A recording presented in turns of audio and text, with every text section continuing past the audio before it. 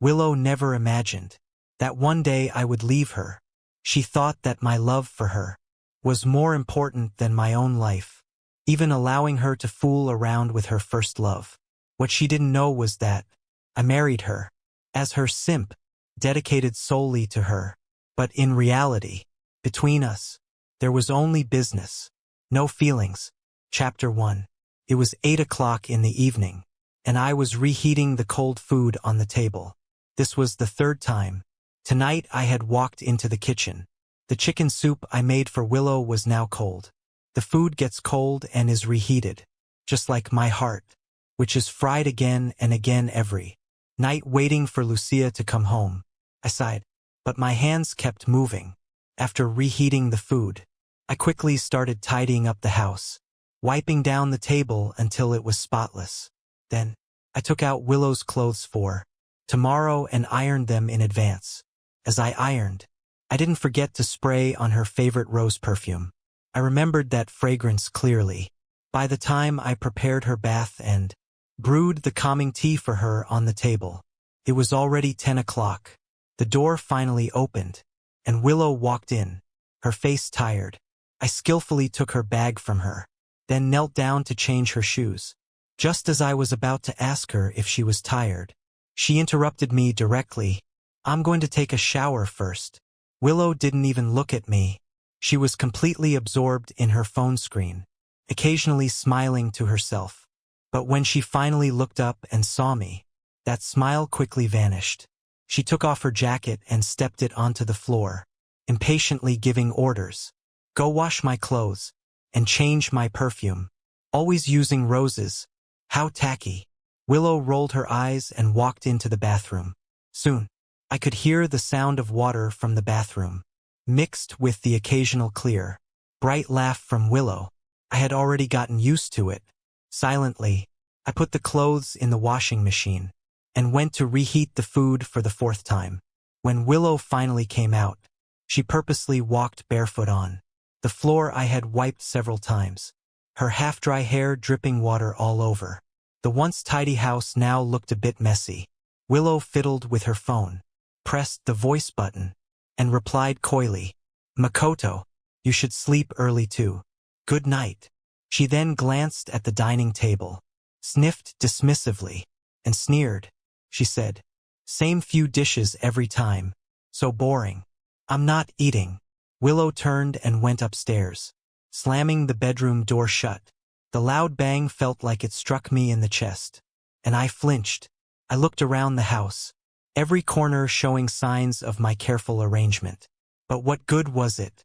After all, I had done so much for this home, sacrificed so much for her. Yet, in Willow's eyes, probably couldn't compare to a simple good night from Makoto. Chapter 2. I didn't start clearing the table like I usually did. Instead, I turned off all the lights in the living room. I took out my phone and saw several missed calls, so I called my mother-in-law back. As soon as the call connected, I heard her worried voice asking, "George, are you really going to divorce Willow?" I didn't answer immediately. Instead, I lay down on the couch, my gaze lingering on our wedding photo. In the photo, I was smiling humbly, trying to cheer Willow up, while she stared at me coldly, keeping her distance. I sneered quietly, suddenly feeling exhausted. I said, "Mom, the only reason I was with Willow in the first place was because of the business relationship between our families.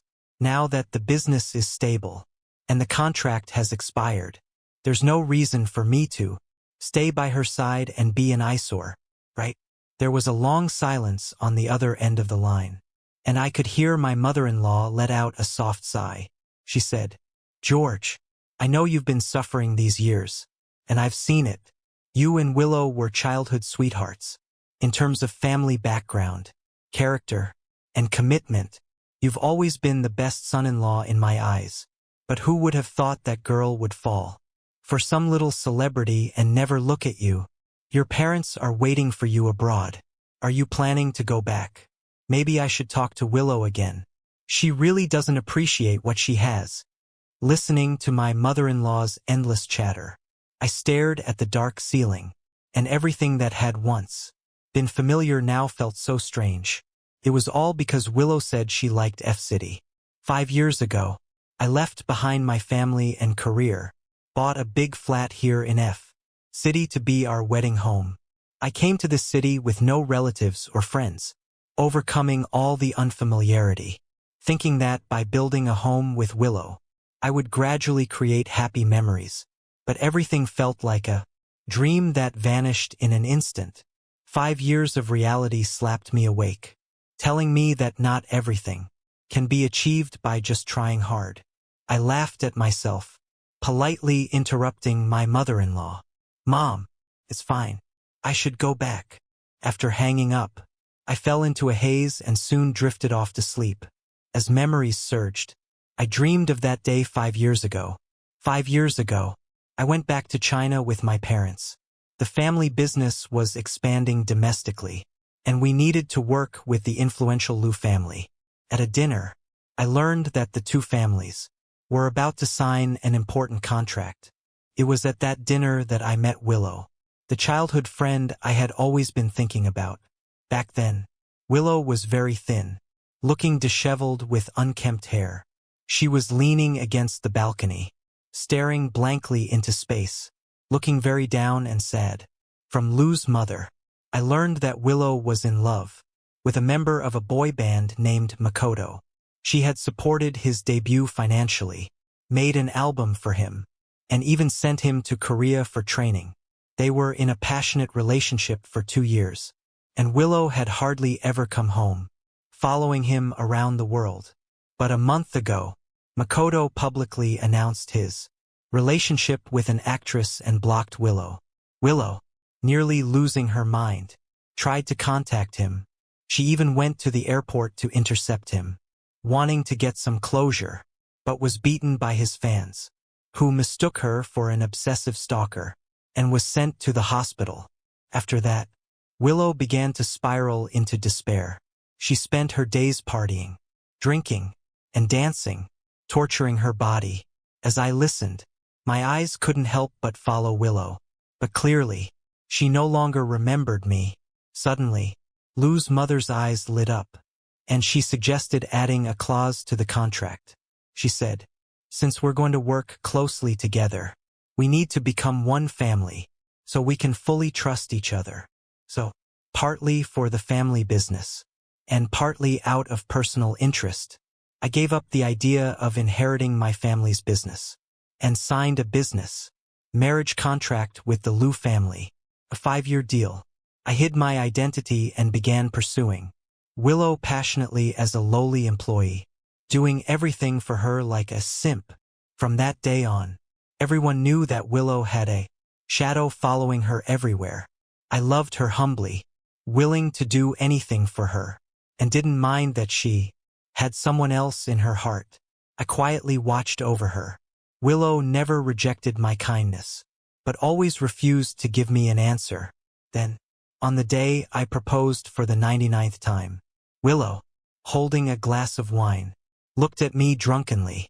She laughed lightly, smashing the wine glass on the floor, and in front of everyone, beckoned me over, saying, "Of course, if you're proposing, you have to kneel to show sincerity. Don't you think so?" Suddenly, many onlookers started to tease, and Willow's best friend boldly mocked me. "Compared to Makoto, you're just a well-behaved dog. Without sincerity, why would Willow marry you?" I knew she was just trying to embarrass me, playing with me, but without hesitation, I kneeled on the broken glass, and blood poured out instantly. That was the first time. Willow panicked in front of me. She almost jumped up and hugged me tightly. On the yacht, fireworks exploded across the night sky, lighting up Willow's clear eyes. I clearly saw that there was reluctance and pain in her gaze, and I was momentarily blinded by that moment of tenderness from Willow. I said, "Willow, marry me, and I will protect you for the rest of my life." Willow leaned her head on my shoulder and nodded vigorously. I knew our marriage was built on false pretenses, but I always believed that in that moment, Willow's pain was real. I had thought that Willow didn't love me that much, but there would always be a place for me in her heart. As long as I kept doing my best for her. One day, I could win her over. But later, I learned that the only reason Willow agreed to marry me was that Makoto had posted a public display of affection that day, showing off their engagement photos. Later, we got married. But Willow still loved to play. She would go out until late every night, never giving me an address.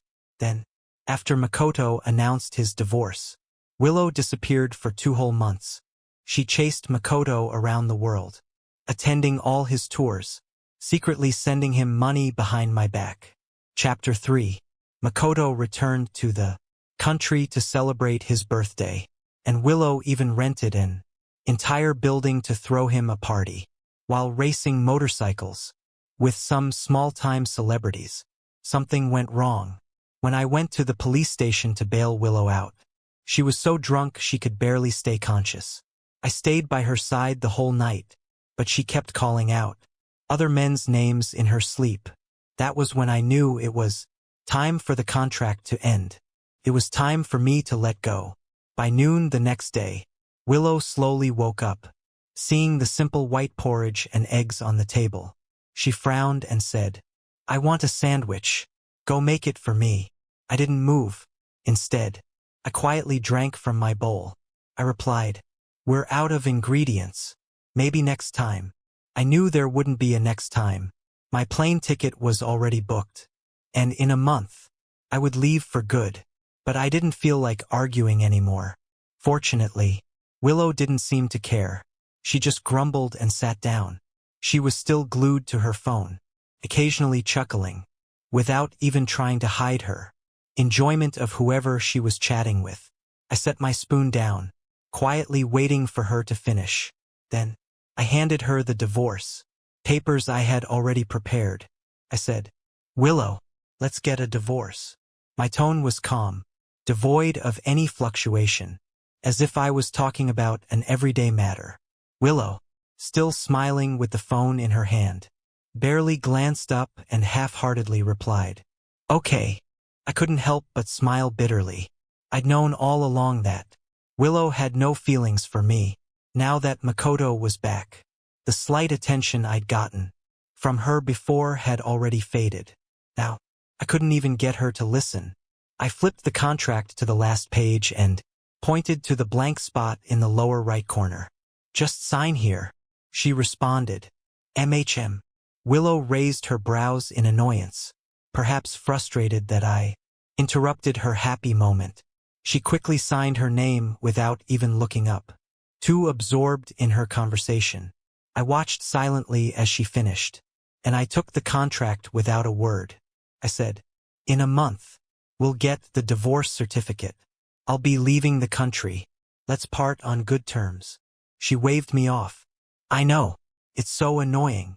Willow didn't spare me another glance. She immediately dialed a number on her phone, her expression turning sweet as she flirted with the person on the other end. I couldn't hold back and called out to her, "Willow, do you even know what you just signed?" Willow paused, looking back at me with confusion in her eyes. She replied, "Wasn't it a business contract? I already told you to handle the business stuff on your own. Don't bother me with it." She sighed, clearly irritated, as if issuing a final warning. "Do you need something? If so, just say it once and for all. Don't waste my time." Willow was, as always, indifferent. She enjoyed all my sacrifices without a second thought, never caring about my feelings or actions. So I laughed and said, "No, there's nothing else. There won't be anything else." In my mind, I thought, "You can be happy with Makoto from now on. I won't disturb you anymore." After sending the divorce papers to the lawyer, I went to Wong Corporation to wrap up my work with the vice president. He had been waiting in the office for a long time and immediately grabbed my hand. "Mr. Wong, you're finally here. There's still some business that needs your guidance. I'm glad you're finally letting go of your wife and focusing on work." I lowered my head to organize the documents, sneering, "It's ex-wife." I corrected, "We're divorced now." The vice president was momentarily stunned, then sighed knowingly. You've done so much for the Liu family over the years, not to mention the business. But tell me, which successful CEO would cook and clean for his wife? You did all that for her, and yet she never even gave you a second glance. It's better this way. Really? I chuckled. Yes. Everyone saw how much I gave, but the person I lived with, the one closest to me, never noticed. It really wasn't worth it. That evening, when I returned home, I began packing my things.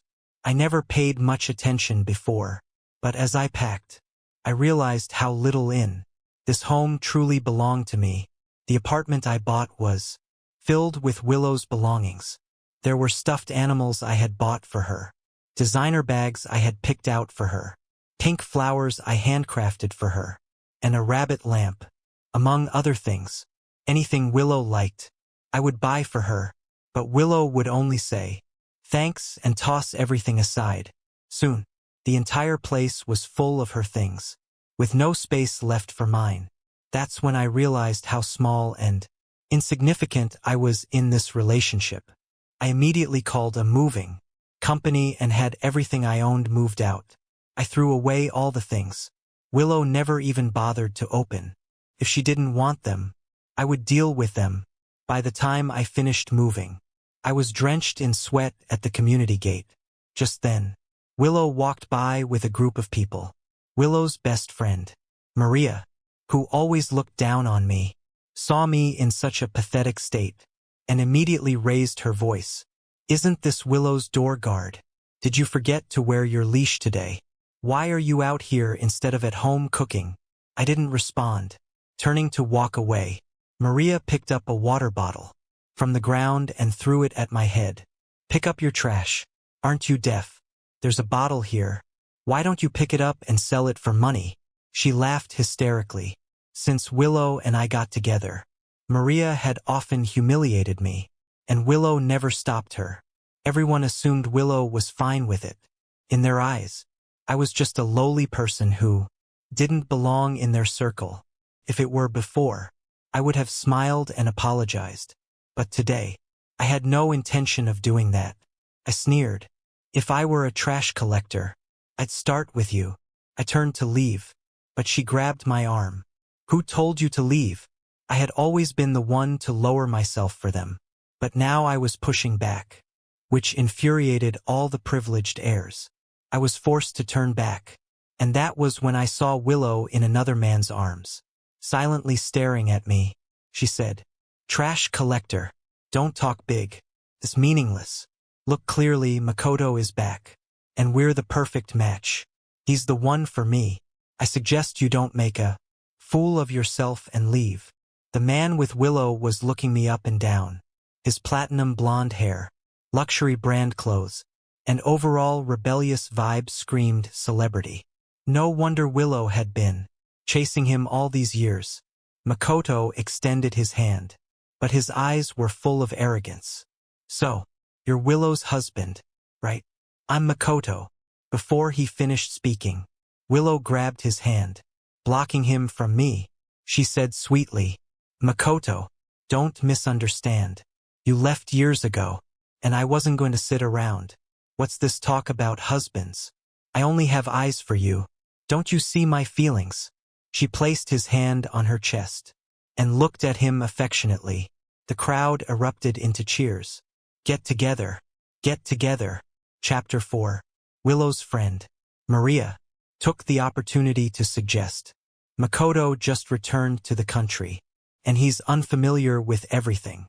Why not let him stay at Willow's place? You can take care of him." She nudged me and said, "Brother-in-law, you wouldn't mind, would you?" Willow's gaze suddenly shifted to me. Everyone knew how deeply I loved her. Anything could be discussed. But if it had to do with Willow, I would get jealous and lose my mind. I chuckled lightly and said, "Sure, no problem." Hearing this, Willow immediately breathed a sigh of relief. Everyone, holding bottles of alcohol, surrounded Makoto and headed to the house. They were having a great time, completely disregarding me, perhaps feeling guilty. Willow came to find me alone. She said, "George, you know Makoto's been abroad for so long. I'm not at ease with him living alone. He'll stay at our place for a few days. Don't get petty and complain to my mom." I sneered. We were getting divorced. Even if it were to be discussed, what did it matter? And did she ever think about how hard it was for me to give up everything for her, to get used to everything on my own, to suffer through it all? Willow could consider Makoto's comfort, but when it came to me, she couldn't see a thing. With a blank expression, I replied in a calm tone, "It's fine. He can stay as long as he wants. I don't mind. After all, I would be leaving soon." Willow must have expected me to get angry or complain to her mom, but she didn't anticipate that I would be this calm, as though I were talking about someone else's business. However, she had no time to think further. She was too happy to finally have time alone with Makoto. Willow, afraid I might change my mind, put Makoto's luggage in the biggest bedroom the very next day. But unexpectedly, I didn't come home for the whole week. Willow was thrilled. This gave her and her idol a chance to spend more time alone.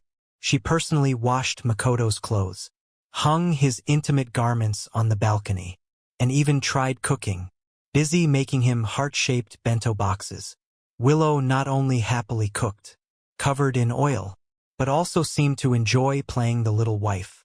She posted many photos on social media, but because Makoto's identity couldn't be publicly exposed, she could only subtly show off her affection. She posted, "Cooking for someone I like. Even if I burn myself, it's happiness. A simple 3 dishes and a soup. Is this the taste of home? Happiness bubbling up. I wish I could stay home every day." Some unaware followers commented, "Has Willow finally fallen for her brother-in-law?" Willow quickly replied, "Not him. He's not worthy of eating food I make." I sneered and refreshed the page, only to find that the comment had been deleted. Willow then suddenly sent me a message asking, "Why haven't you been home? Where have you been? Makoto wants to eat pig's stomach soup. Hurry back and make it for him." I didn't even need to guess. Willow must have been furious, but she would never admit it. She probably missed the meals I used to make. I always remembered her preferences. No matter how complicated the dish, I would gladly learn it just for her.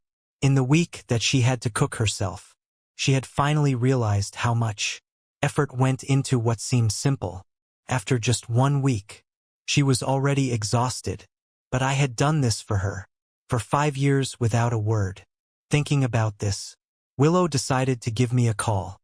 In the past, I would always report to her wherever I went. This week, I had vanished without a trace, and I didn't actively check on her either.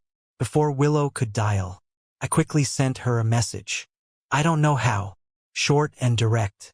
Willow must have felt that my attitude toward her was changing. In her memory, I had never once refused her request, let alone rejected her. This was the first time I had refused her outright. Before she could process what was happening, I sent her a photo. "I'm in the hospital. I won't be coming back for a while." The photo showed an 4 drip in my hand, which she would recognize as mine. In reality, I was fine, and the picture was from years ago. But now that I had decided to divorce, I had no desire to engage with Willow and bring unnecessary trouble. The chat box lit up with typing, then disappeared, and Willow finally sent me a long voice message. She asked, "Are you mute? You can't even say you're sick, and instead act like you're dead to get my attention. How boring. Don't forget to take your medicine. Don't go and die. I'll be a widow then." From Willow's awkward voice message, I could tell she was somewhat worried, but I immediately shook my head. How could Willow care about me? All she cared about was Makoto. She was probably glad I wasn't coming back, so she could have more time alone with him. But a few days later, I still returned home. I had left some important documents behind when I moved out, so I needed to pick them up. 8 p.m. I opened the door, and the first thing I saw was Willow and Makoto having dinner together. gazing at each other lovingly. I frowned and told myself I just had to hold on for another week, and I would finally be free. So, I walked in with a furrowed brow. But to my surprise, Willow didn't scold me. Instead, she invited me to join them. She said, "George, we're having hot pot tonight. I remember it's your favorite. You're the man of this house. Come eat with us." I froze. This was the first time Willow acknowledged me as the man of the house in front of an outsider, especially in front of the man she was madly in love with, Makoto. Since she said that, I couldn't refuse her face, so I sat next to them. Willow barely ate anything during the hot pot. She kept busy, making sauce for Makoto, cooking the food, and serving him, almost never taking her eyes off of him. Chapter 5. Makoto gave me a half-smile as he not only demanded Willow feed him directly, but also leaned in closer to her from time to time, acting like they were inseparable. I watched coldly, saying nothing, just eating my own food. Makoto, clearly disappointed, suddenly stood up to serve me soup. "Mr. Wong, this nourishing soup was specially made by Willow at 3 a.m. this morning. It's pretty good. You should try it," he said. As he stood up to serve the soup, he lost his balance and spilled the entire bowl. Willow screamed and instinctively grabbed Makoto's hand, carefully checking for burns. But where Willow couldn't see, I felt the scalding soup pour onto my chest. My chest turned red and swollen instantly. I held back from screaming, but I could feel the skin forming blisters, the pain shooting through me like needles. Couldn't help but gasp. She turned to me in a panic. "George, are you okay?" Willow rushed to check on me, and for the first time, I saw real worry in her eyes. She exclaimed, "How did you get burned like this? Let's get you to the hospital right away." Though Willow's concerns seemed genuine, I just gritted my teeth and remained silent. Makoto muttered, "Big guys, just a few blisters. It's nothing." Unlike me, who has to worry about my hands for the tour.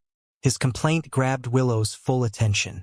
She rushed to his side, examining his hands, which had 2 faint red spots from splashed oil. Makoto scoffed, shaking her hand off. "What's the big deal? You should go check on George." "I'm fine," Willow insisted. "You're crazy. Your hands are crucial for your music and performances. You're a top star. You've never been hurt like this. No, we're getting you checked out." Makoto's words, coupled with his downcast expression, pushed Willow to take his hand and rush out the door. But she stopped for a moment, turned to me, and apologized. "You know Makoto's a star. He needs to take care of his skin more than anyone. I'll take him to the hospital. You go by yourself." I watched them leave, their figures fading from sight. Only then did I feel the searing pain in my chest. I called my assistant, then drove myself to the hospital to have the burn treated. When I arrived at the burn unit, the entrance was already surrounded by security, and ordinary people couldn't get through. A nurse, seeing my injury, quickly suggested, "Sir, the burn unit has been rented by Miss Liu today. You should go to another hospital. You don't want to delay treatment. I heard her boyfriend was burned. She's so frantic.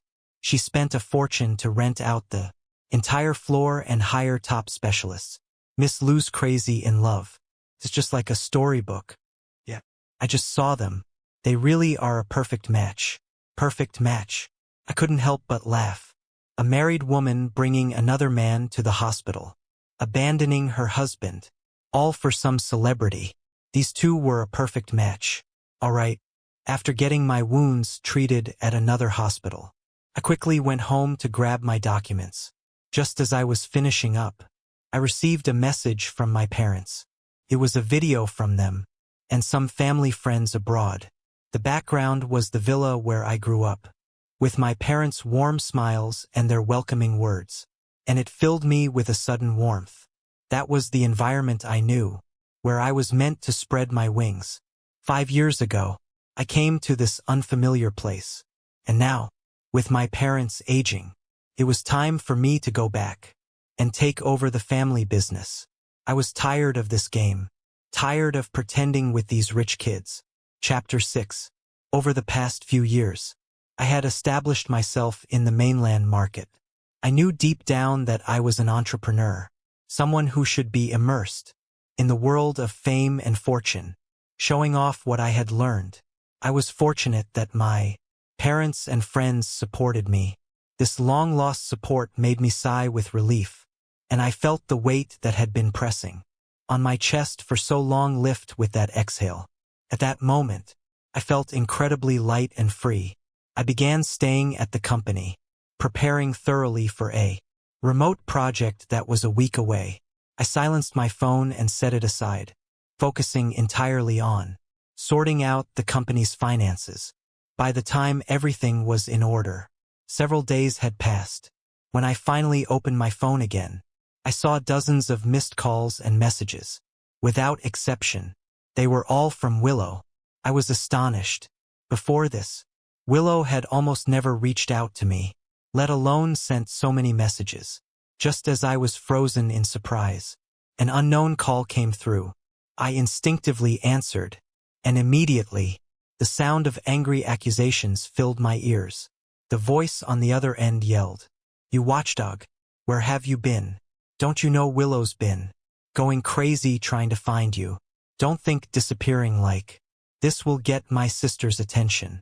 I'll tell you, Makoto is the one who deserves her, not you. You're not even worthy of carrying my sister's shoes. Stop dreaming." Before I could respond, Maria hung up, leaving me confused. Willow was looking for me. Why would Willow be looking for me? The woman who came and went like the wind, who hated being constrained by anyone, who never bothered to ask where I was. Could her best friend have made a mistake? But when I checked my phone again, I saw 99 missed calls, all from Willow. It seemed Willow really was trying to reach me, not wanting to leave anything unresolved on the last day. I decided to go home, still feeling perplexed. As soon as I entered the house, the housekeeper came, rushing out with tears in her eyes. "Mr. Wong, you're finally back. You don't know what it's been like while you were gone." Miss Willow wasn't happy with the food we made, and she criticized everything we did. She wouldn't let us do anything and told us to leave. She was furious. Then the butler came out, tears streaming down his face as he started blaming Willow for everything. I finally understood. Willow had gotten used to my care, and once I was gone, she had started taking out her frustration on everyone. But what did it matter? I was about to disappear completely from Willow's life. No matter how uncomfortable she was, she would have to face the reality. I glanced around at the scattered trash and clothes on the floor. Frowning, I picked up the clothes and placed them on the couch. The couch made a slight noise, and to my surprise, there was Willow, her face flushed from drinking. She looked at me with a mix of annoyance and amusement. "So, you finally decided to come home. Where have you been this whole time?" I looked down at her, speaking in a calm tone. "I had some business to attend to. Had to go on a business trip." Willow furrowed her brow. "I never knew you cared so much about company matters. You always put me first, didn't you?" It's true that in the past, I had always prioritized Willow, but what she didn't know was that it was part of my work. I once had feelings for Willow, but I also knew how fragile those feelings were. They couldn't compare to the straightforward benefits of business. Since I couldn't obtain affection, I had to secure the benefits I deserved in the commercial world. But I hesitated. If it weren't for protecting Willow, I should have already returned home to take charge of my family's business, rather than stay here playing house husband. But I couldn't tell her that. So, I just took a sip of water and replied indifferently. "The company has a lot going on lately, so I've been busy." Willow's anger seemed to hit a wall, but she had no other way to express it. All she could do was complain with a touch of petulance. "I know I messed up last time. It wasn't intentional. I didn't mean to leave you hanging.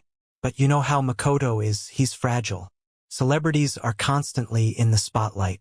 They can't afford to be even slightly hurt. He got hurt in my house, so I had to take responsibility for it.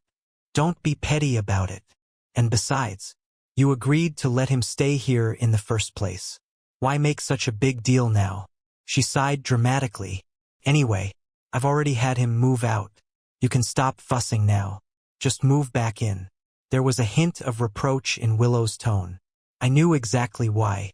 My presence had forced Makoto to move out, so Willow couldn't live with her favorite idol. But I didn't care. I merely nodded, knowing Willow had no serious issue, so I could leave without worry. Just as I turned to walk away, Willow called out to me, "Darling." Her voice was unusually sweet, almost coquettish. "I'm starving. It's been so long since I've had your cooking. Can you make me a meal?" I turned back to face her, snickering as I pointed at the white bandage on my chest. "You seem to have forgotten that I'm still injured." Willow froze for a moment when she saw the large bandage beneath my white shirt. She had indeed forgotten about my injury, and hers was far worse than Makoto's. She could only cough to cover her awkwardness. "I remember, of course. I do. That's why I brought you a gift. To make up for it," she said. Then Willow stood up, lightly trailing her fingers over my chest. She quickly unfastened the shoulder strap of her silk robe, revealing a flash of skin. Chapter 7. I watched as Willow made a move toward me, her provocative gestures making my eyes darken. It had been 5 years, and this was the first time Willow was willing to come close to me. Although we were married, Willow had always looked down on me. She never let me touch her, and even when we slept, I was forced to sleep in the study. I wasn't sure why she was suddenly so proactive. Was she trying to make up for her past neglect of me for the sake of her first love? I had hoped for this kind of intimacy before, but not in this way. A sense of mockery surged within me. What I once desired now seemed beneath me. Willow, still playing the seductress, noticed that I remained indifferent, with no sign of interest. She began to panic slightly. She said, "The atmosphere isn't right today. Let's have a candlelit dinner sometime soon. A little drink. After all, you're my husband, and there are some things we should put on the agenda." Before she could finish, she was interrupted by her friend Maria, who rushed into the room. "Makoto, how could Willow possibly be mad at you when she likes you so much?" Maria said, pulling Makoto in. Upon seeing Willow in her seductive attire, Maria exclaimed in surprise, "You see, Willow is doing everything she can to win you back. She even learned girl group dances for you. And look, she's all dressed up." Makoto, seeing Willow in such an outfit, blushed deeply. Willow opened her mouth but offered no explanation. I lowered my head and chuckled coldly. Then, without hesitation, I shoved Willow, dressed in her seductive sleepwear, directly into Makoto's arms. "Since you're dressing up for him, why be shy?" I said. Willow's face turned bright red, and she lowered her head, hiding in Makoto's arms, but couldn't resist sneaking a glance at me. She didn't understand why I was being so generous today. Something felt off, but she couldn't put her finger on it. However, Willow soon stopped thinking about it. She became immersed in the warm embrace of Makoto, swaying seductively in the dim, charged atmosphere. The guests cheered and clapped, egging them on. Maria pulled me aside, not letting me leave. "Come on, don't leave. Open your eyes and watch. What a perfect match they make. You better give up on Willow and divorce her sooner rather than later," she said, smiling mischievously. I didn't have any intention of leaving. Tomorrow was the last day of the cooling-off period for the divorce, so I simply stayed, grabbed a glass of red wine, and sat in the corner, silently observing their display of affection. The lavish penthouse had been transformed into a party center. Champagne glasses hung from above. The crystal chandeliers glittered, and upbeat dance music blasted in our ears. Everyone was lost in the luxurious, intoxicating atmosphere. In the middle of it all, Willow lifted her silk robe exposing her smooth, white thighs. She pressed herself against Makoto, dancing seductively. The rich young men surrounded them, shouting and whistling, urging them on. Willow is really going all out. A lady who studied everything from classical music to painting and calligraphy, willing to give it all up just to please Makoto. One of them said, "Yeah, did you see that necklace Makoto's wearing? It's the pigeon blood ruby that Willow's family has passed down for generations. There's no other like it." Willow gave it to him, a really big gesture. Another chimed in, "Willow has been chasing Makoto for so long. Even a stone would melt in her hands. She's willing to follow him all over the world, work for him, and even pay for his concerts. This is what you call true devotion." Someone else added, "Yeah, Makoto, that celebrity you announced before. She can't compare to Willow. If you gave the word, Willow would marry you in a heartbeat.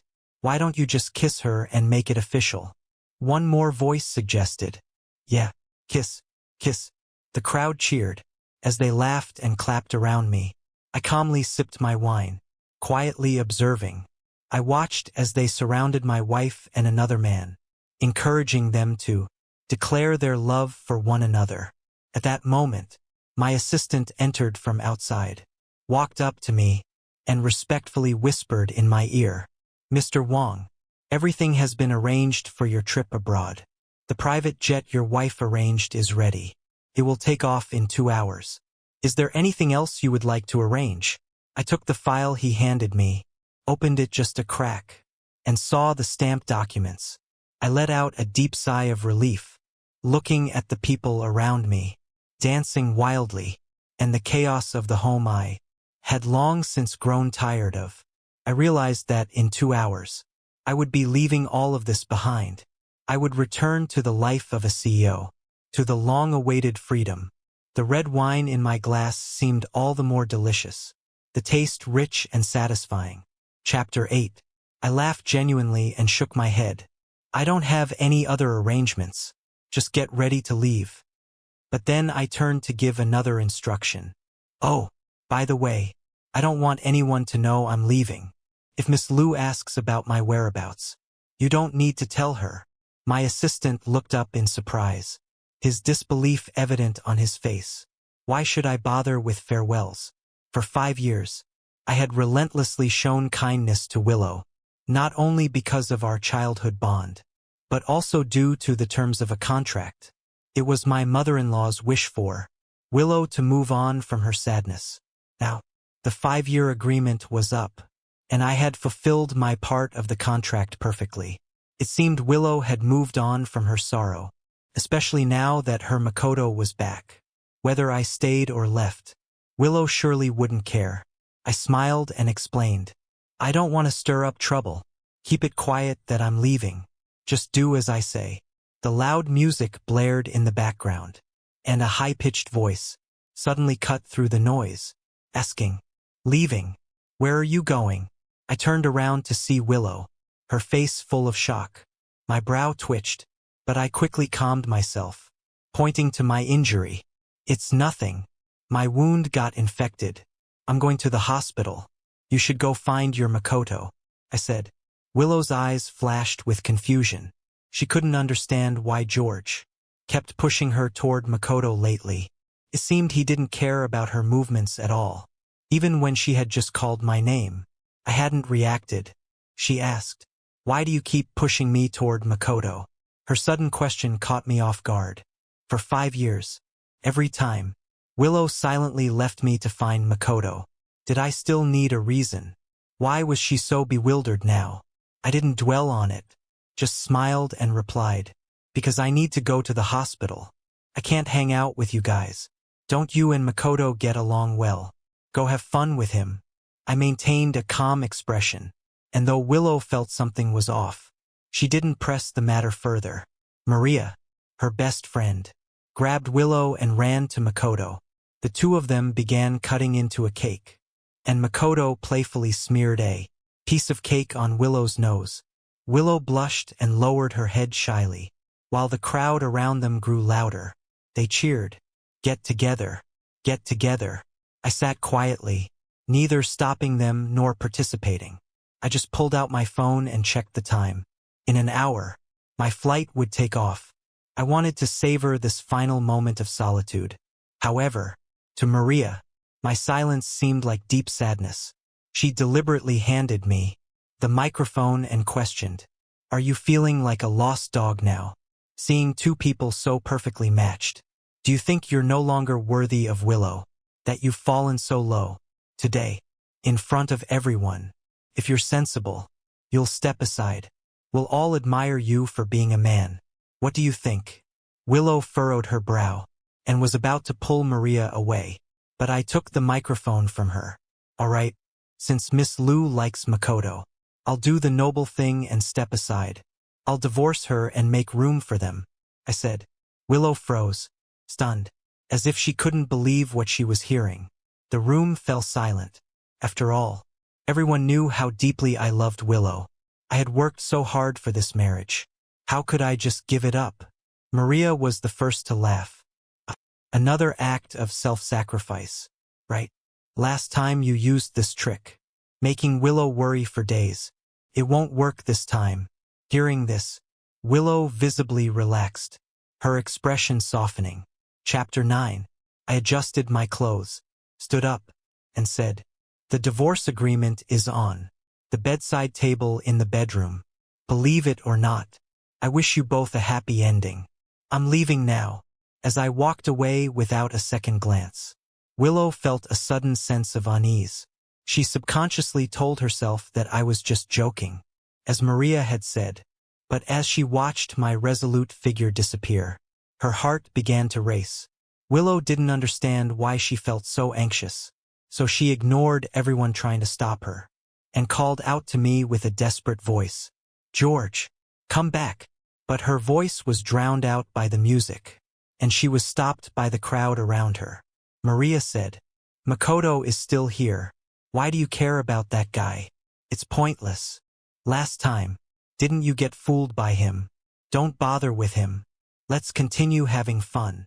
Willow looked at my already disappeared figure. Letting go of her worries, she turned her attention back to the dance floor. She thought to herself, "Whatever happens, happens later. After all, it didn't matter much if she didn't deal with it today." Meanwhile, I had already reached the tarmac, putting on my headset and boarding the plane. As the plane took off, and I watched the city I had lived in for 5 years slowly shrink into the distance, I felt a sense of relief. The oppressive life was finally coming to an end. Goodbye, Willow. Goodbye, F-City. Goodbye to this unbearable marriage. And now, George's life was about to begin anew. I relaxed into my seat, a light smile tugging at my lips, and soon fell into a deep sleep. Willow continued to play and party with the others. The group moved on to a seaside villa, celebrating until dawn. By the time Willow was tired and ready to return, 5 days had passed. The house was empty. Willow absent-mindedly called George's name, but after calling several times, there was no answer. Only the housekeeper came out to greet her. "Where is he?" Willow asked. The housekeeper handed her a cup of tea and took the bag from her hands before hesitantly responding. "Mr. Wong hasn't been home for many days. Perhaps he's too busy with work." Willow, furious, knocked over the tea in her hand and stormed into the house. This wasn't the first time George had ignored her. The last time, he had been burned, and Willow had worriedly sent him many messages. He hadn't replied, and in his petty mood, he stayed at the office for a long time without coming home. Willow had thought she had been understanding enough, but George had to make such a scene, again running away from home, at the slightest provocation. It really made her angry. As she walked through the house, something felt off. It seemed like there was less stuff around. The wall paintings were gone. Many of the figurines and trinkets were missing, and even the framed photo of the two of them was nowhere to be found. That photo was something George always kept close. No matter how messy the house was, he would always clean and maintain it. But now, it was gone without a trace. Willow's heart sank, and the uneasy feeling quickly turned to unexplainable fear. She began to search for any trace of George's belongings, but after a long time, it was as if he had disappeared into thin air. Everything he had left behind was gone, and so was he. Breathing heavily, Willow tried to collect her thoughts and suddenly remembered something George had said at the party a few days ago. She rushed into the bedroom and opened the nightstand. What caught her eye was a document. The moment she saw the heading, Willow's face turned ashen. The document was clearly titled Divorce Agreement, and when Willow frantically flipped to the last page to check the signature, she saw her own name at the bottom. Willow collapsed to the floor, her mind spinning. She couldn't believe what she was seeing. The signature was unmistakably hers. Not a printed font, but her handwriting. But when had she signed this divorce agreement? She tried to recall, and suddenly it hit her when they were having dinner and drinking porridge. George had handed her a contract. At the time, she was busy chatting with Makoto and didn't even look at it. Could that contract have been the divorce agreement? Willow clenched the document tightly, crumpling it in frustration. She seemed to be venting her anger as she balled it up and threw it into the corner. Divorce. George had actually initiated the divorce. It was ridiculous. Had he forgotten when he proposed to her? Kneeling on broken glass, blood pouring from his knees, swearing in front of everyone that he would love her forever. Had he forgotten these 5 years, where he had done everything, cooking, cleaning, doing laundry, all to win her favor? These 5 years had passed, and only when Makoto returned had George begun to get jealous. How laughable. Willow was sure that once George had calmed down, he would come back to her. Embarrassed, she didn't pay attention to the divorce agreement, because she was completely confident that no one in this world, except George, would love her with such intensity and devotion. Chapter 10. Perhaps Willow had thrown such a tantrum that even the housekeeper wisely avoided mentioning George's name. It wasn't until her best friend Maria noticed Willow hadn't been out to socialize lately that she decided to visit her at home. When Maria walked into the room, she was shocked by the disarray. The curtains were drawn, pillows scattered everywhere. She put her hands on her hips and said angrily, "Where's that good-for-nothing George? Why hasn't he come to clean up?" The housekeeper hesitated and replied, "Mr. Wong has been away for several days." Maria, taken aback, asked, "He hasn't come back?" At the party that day, she had thought George's mention of divorce was just a joke. After all, a young lady like Willow, from the Liu family, was a height George, a man of such humble origins, could never reach in his lifetime. Who would truly divorce Liu family's daughter just out of a moment of anger? The housekeeper added a few more details and mentioned the divorce agreement in the nightstand. That's when Maria realized, with a jolt of realization, that she had been wrong.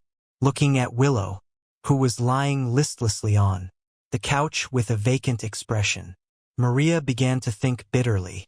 Without George, Willow could be with Makoto and they could openly become the golden couple everyone envied. But because of George, everything in their circle was in chaos.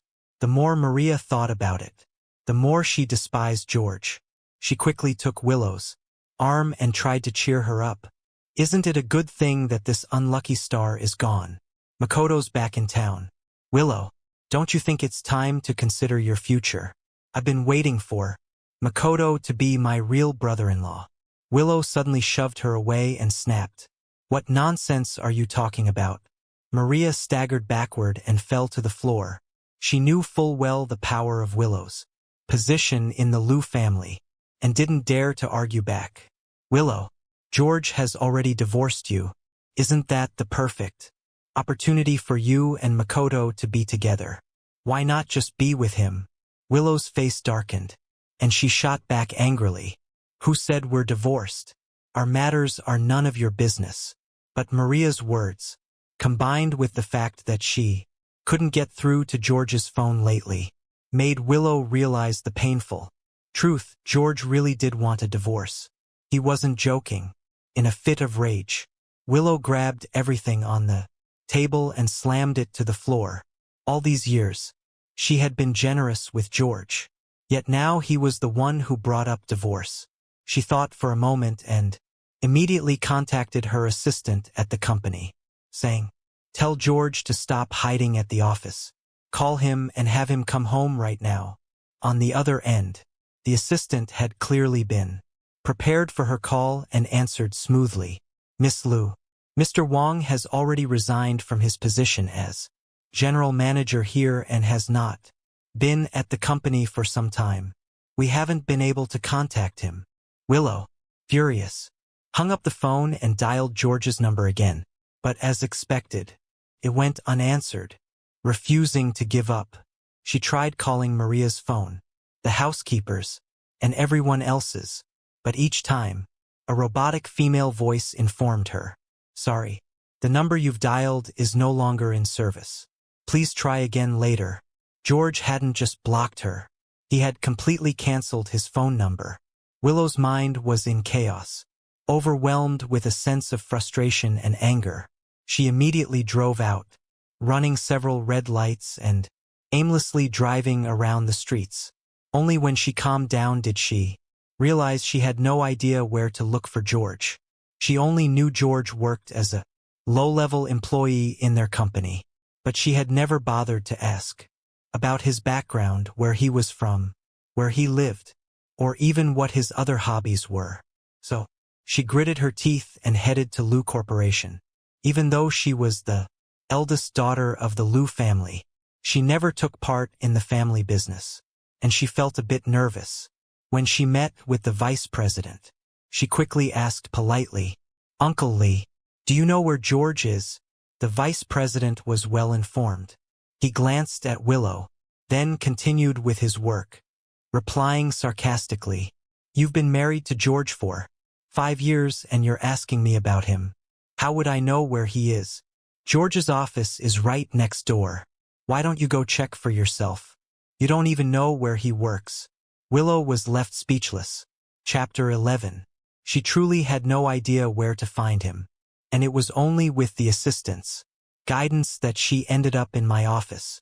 The large office was furnished with a folding bed and some of his personal belongings, because Willow often got angry and would make George go to the office to sleep.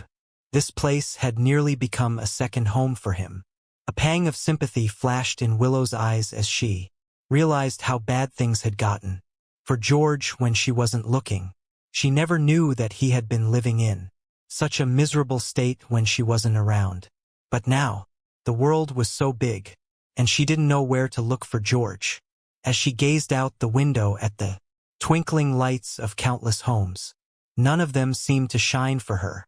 At that moment, Willow felt a deep ache in her chest. In the past, George would always wait up for her, leaving a light on at home no matter how late she came back. It was a warmth she had only come to appreciate after losing it. But now George had decisively left her. Why was that?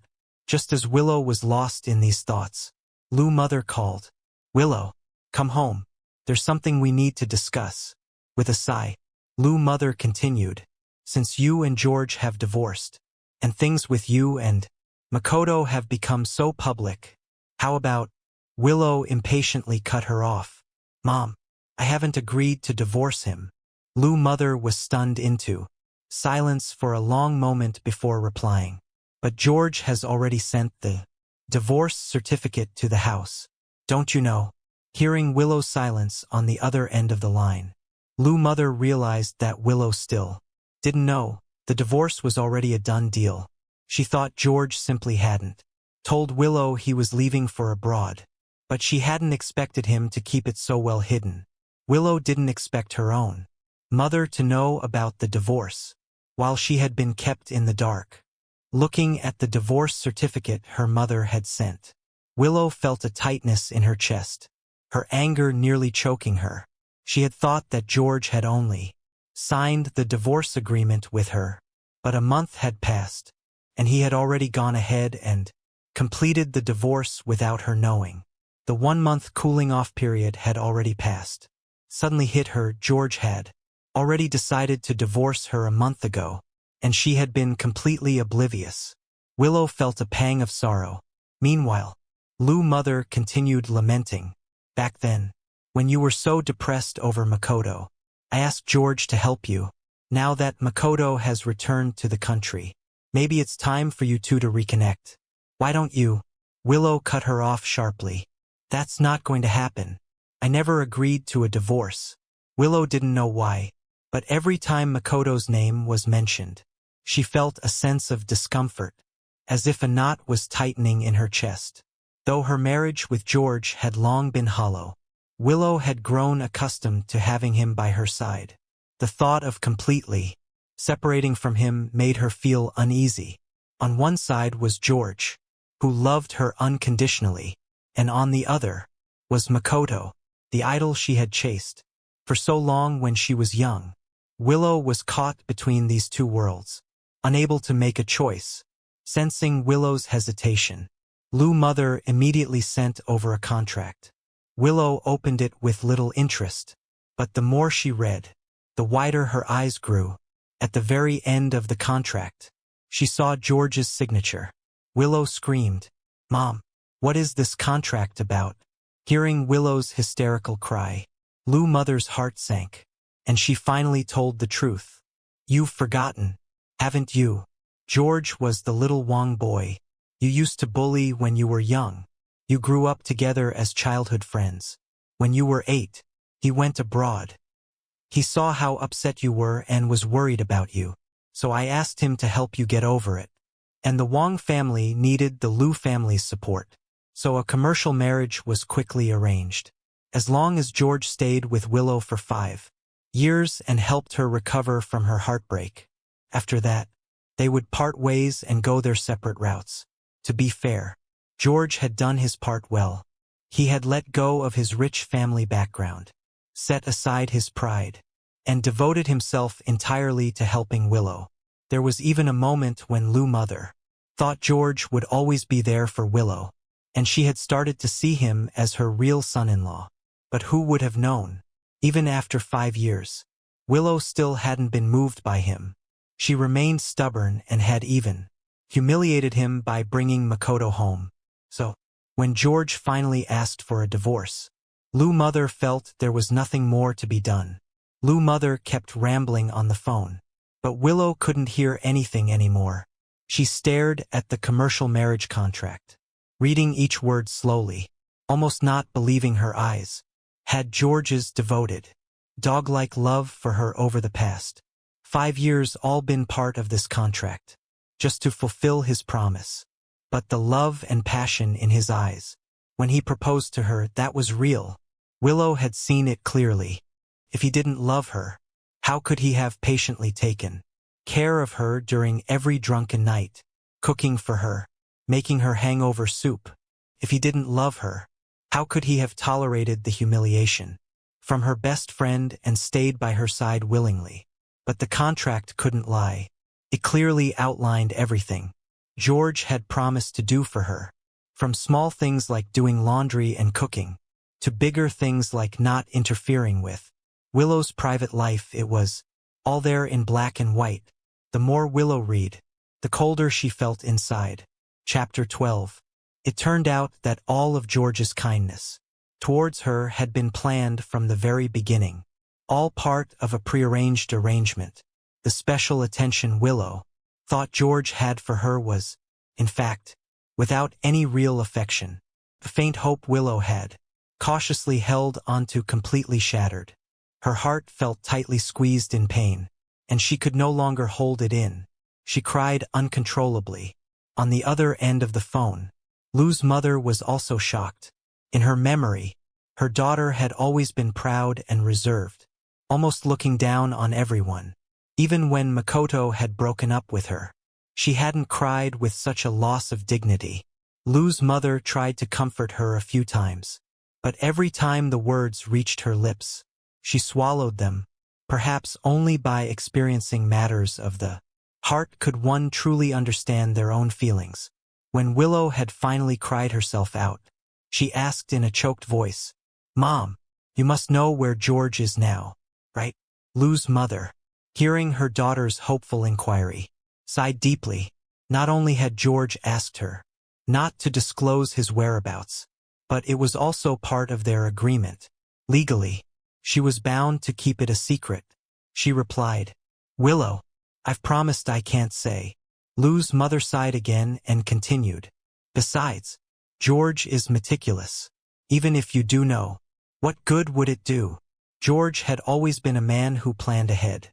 He must have already foreseen this situation, which is why when Lou's mother had asked him whether he would return home to inherit the family business, his response had been vague. Even Lou's mother didn't know where he was now. Willow's last glimmer of hope disappeared. She never imagined George would leave so completely, so decisively. He had once suddenly entered her world, and now he was leaving without a word. Willow blankly hung up the phone, sitting in the empty living room, speechless, her mind a complete blank. At that moment, her phone suddenly rang. Willow reflexively answered. A voice on the other end said, "Willow, where are you? Makoto is in trouble. Come quickly." When Willow arrived at the bar, she saw a group of people surrounding Makoto. She didn't know any of them, but she recognized the woman standing at the front. It was Sophia, Makoto's previously announced fiancée. She pushed through the crowd, and her friend Maria quickly grabbed her arm. "Willow, come here.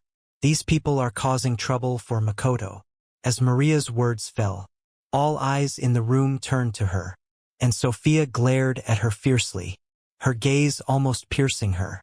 Willow was confused. No one had ever dared to openly oppose her like this. Frowning, she asked, "What are you doing here? You has-been actress." Sophia sneered. "I'm a has-been actress. And what about you? A shameless woman who's clinging to a married man. You just can't resist someone else's husband. Can you?" Willow's anger flared. Even though she had often been chasing after Makoto for the past 5 years, she had never crossed the line. And even when she gave him gifts, it was always in front of many people. There had never been any private exchanges between them. Sophia, once famous, was now a fading star. But in reality, she was the heir to the Shin family business. She had been abroad handling business and studying at a business school. She and Makoto had fallen in love due to a project. But later, Sophia had decided to quit the entertainment industry to help her family. Due to her busy schedule and their differing careers, their relationship had slowly drifted apart, which gave Willow the opportunity to get closer to Makoto. When Sophia realized what was happening, she sent people to investigate. She found out that while she had been busy with work, Makoto and Willow had been traveling the world together, spending her money, and completely disregarding Sophia, the legitimate fiancée. Sophia, successful and proud, had never been humiliated like this. Thinking about it made her so angry that she couldn't contain herself. Makoto had publicly announced that they were divorced, but Sophia had never been informed. His announcement was unilateral, and she did not recognize it, nor would she ever accept it. Sophia's gaze turned cold as she spoke. "Miss Liu, you come from a noble family, yet you're doing this kind of thing. You're married but still going after someone else's husband. That's quite a talent." Sophia's words made Willow's face flush with both anger and shame. She clenched her fists and spat. "I'm already divorced." Everyone in the room gasped, especially Makoto, who stared at Willow in shock. Makoto had always known how deeply Willow loved him, but he had never felt that way towards her. He had always seen her as a friend, nothing more. But after he married Sophia and went abroad, they drifted apart. Over time, he realized how precious Willow's selfless love had been. A woman willing to give up everything for him was rare and precious. Chapter 13. He gradually became immersed in Willow's flattery. In Willow's eyes, he was not past his prime, but rather a shining star. Willow would carefully prepare gifts for him, nestling against him like a little woman, unlike Sophia, who could carry everything on her own, which made him lose face as a man and feel suffocated. Even though he knew Willow had been married for years, he believed that as long as he beckoned, Willow would unconditionally return to his side. Their transgressions grew more frequent, and Makoto decided to stop pretending. Without telling Sophia, he returned to his country. He just wanted to test himself, to find out who he truly loved and who he wanted to spend the rest of his life with. His previous marriage had only been an attempt, not a reflection of the final outcome. Once back in his home country, Willow became even more caring toward him. Not even considering her husband, Makoto repeatedly provoked Willow, and each time, she stood by his side. She even gave him her house to stay in. However, the more time he spent with Willow, the more he realized he didn't have romantic feelings for her. His feelings for Willow were more about gratitude and guilt, which led him to indulge her every time. To outsiders, they appeared to be an ambiguous couple. Every time he tried to explain, he was afraid of hurting Willow. Now, hearing that Willow was divorcing her husband for him, his heart ached even more. Sophia, at that moment, bypassed Willow and embraced Makoto, saying, "Darling, I've neglected your feelings. I've ignored you for so long, and I'm sorry. I won't do it again. I'll spend more time with you. Will you come home with me? And we're not divorced yet. There's still a chance to start over. Don't you think?" Makoto hesitated as he looked into Sophia's tear-filled eyes. This woman appeared tough on the outside, but was soft on the inside. It was this softness that had once made Makoto fall for her.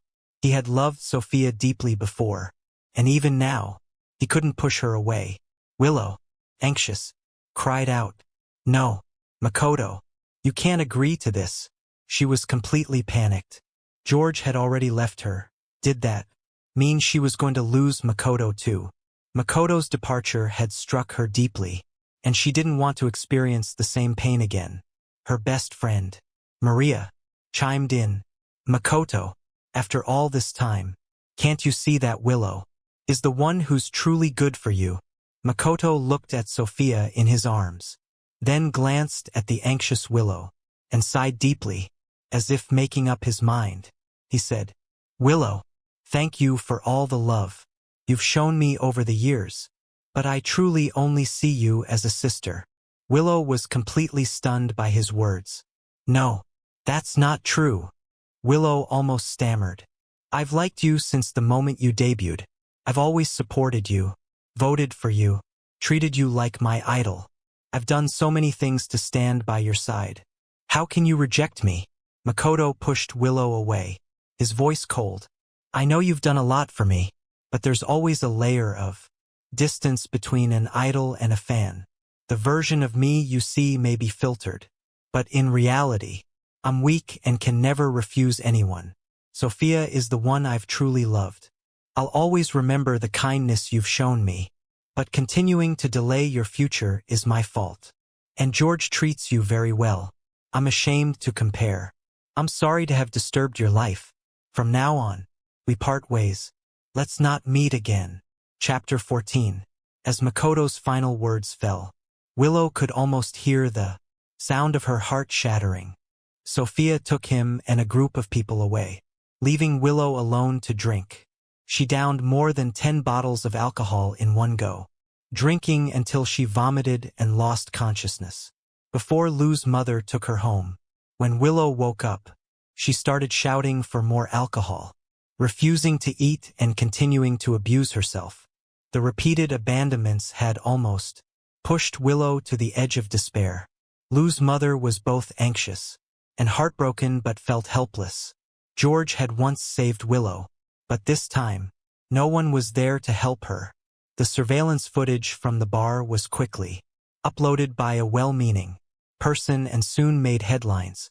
At that time, I had just finished my 6th meeting of the day. A friend came into my office and handed me his phone with a gossiping grin.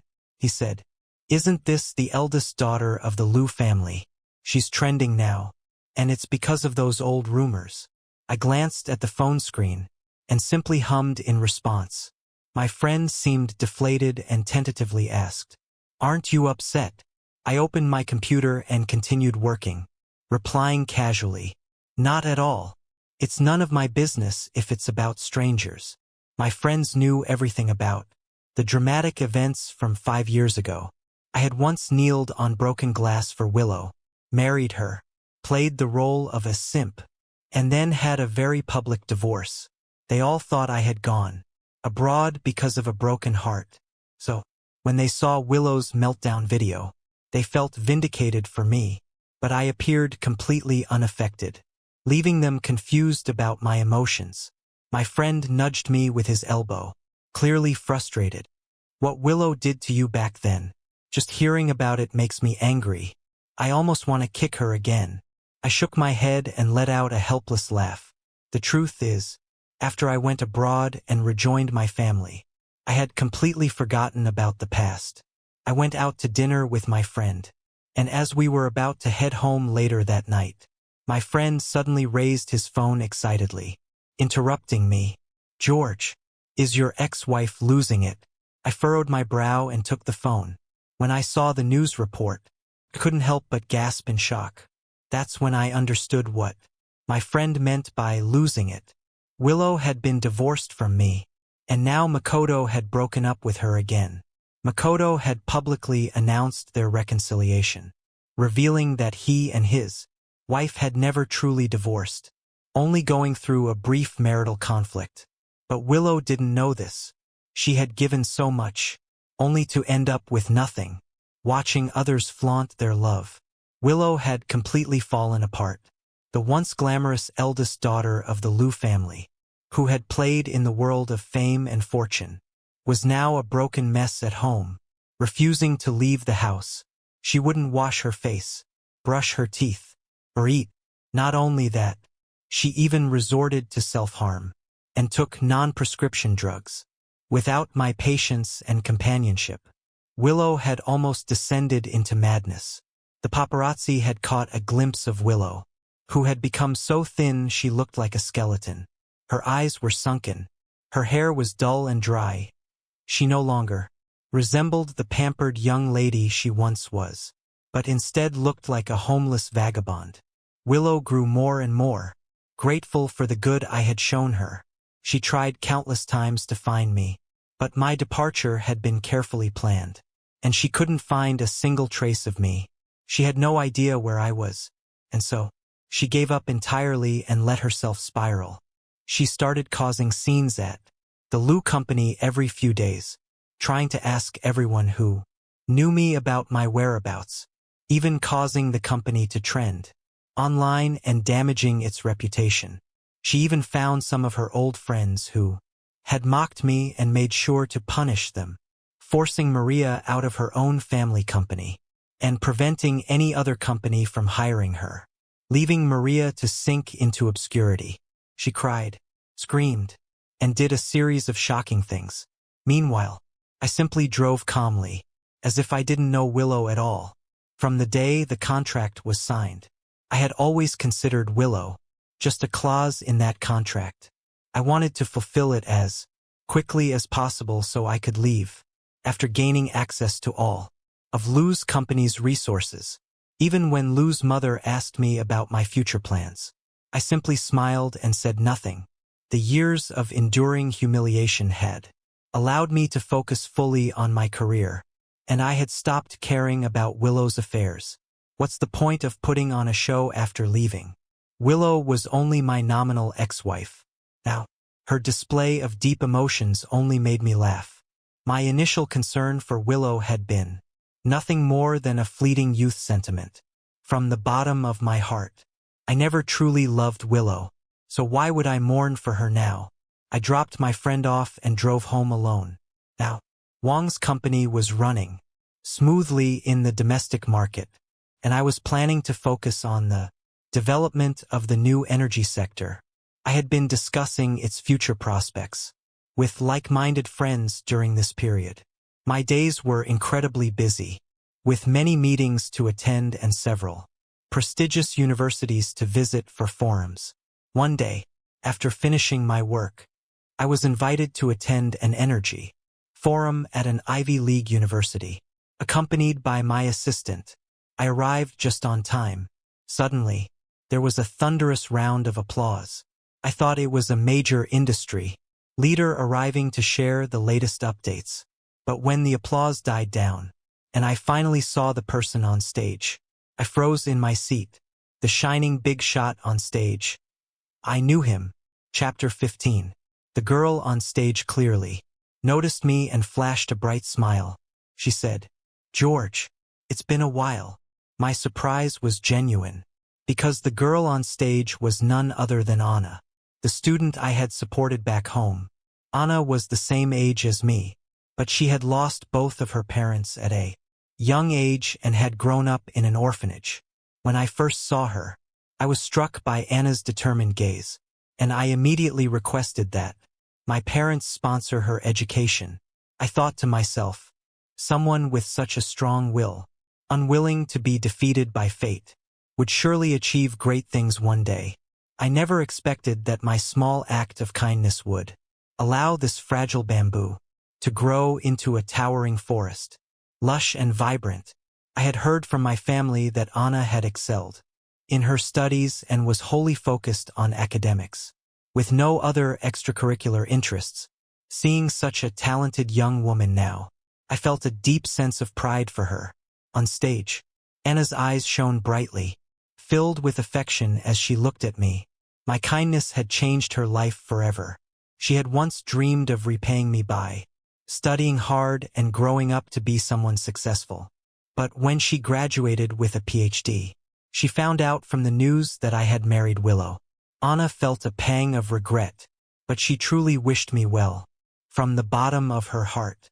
However, after hearing about the things Willow had done to me, Anna grew more and more heartbroken. She couldn't bear to see such a kind person suffer, not deserving such a fate. After the conference, Anna and I talked for a long time. In the end, we shared a silent moment, as though we were old friends, who had known each other for years. Anna glanced up at me before, quickly shifting her gaze, and asked, "Mr. Wang, do you have any plans for the future?" I silently shook my head, replying, "I'll focus on managing the business and expanding the company. As for my personal life," my voice trailed off uncertainly. To be honest, I had no clear expectations for my personal life. After 5 years of marriage to Willow, I didn't want to start over with someone new and embark on another marriage. Yet, deep inside, I still longed for a happy life. I just didn't know where to begin. Anna's eyes sparkled as she looked at me, and she gently passed me a plate with a slice of steak. She said, "Someone as exceptional as you deserves a better life. Don't worry, I'll always support you, whether it's in business or anything else." I smiled and nodded. I invited Anna to join my company. A year passed in the blink of an eye, and with our joint efforts, Wang's company finally went public. As I watched the employees cheering below, I was filled with mixed emotions. All my hard work had paid off, and everything I had done had been noticed. It was incredibly gratifying. Family and friends congratulated me. "George, the listing went smoothly. Mr. Wang, your future is limitless." The congratulations from my family and friends filled me with a sense of validation, and a warm current rose in my chest. I drank a few more glasses of wine in my happiness, and amidst the hazy atmosphere, Anna gently took my hand. We shared a smile, and in each other's eyes, we saw love. A month later, I decided to take Anna back to China. I felt that it was time to return to my roots. Though Anna had no parents, she had grown up in China. Before deciding to marry her, I wanted to take her to see my hometown. As soon as I returned to F City, old friends and colleagues came flocking. Some were trying to gain favor, while others were old partners, coming to reconnect and enjoy a meal. They had heard that I had settled down abroad and expanded my business significantly. They all admired me and were happy to See how well Anna and I were doing together. So in love with each other. As we chatted, the vice president of my former company suddenly spoke up. He said, "You don't know, but Willow came looking for me recently, asking for your address." I hadn't heard Willow's name in a long time, and I was momentarily taken aback. The vice president, drunk, continued to complain in a slurred voice. "With the way she treated you back then, how could I ever tell her your address? She can dream all she wants." I laughed and humored all my friends before returning to the new villa I had bought with Anna. Though I was only briefly back in China, I hoped that Anna and I could visit regularly, so I had already bought our new home as a base for when we returned to settle here.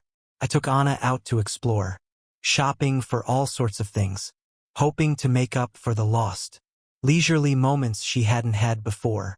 Chapter 16. By the time we had everything packed and loaded into the car, the trunk was nearly full, and we were ready to head home and rest.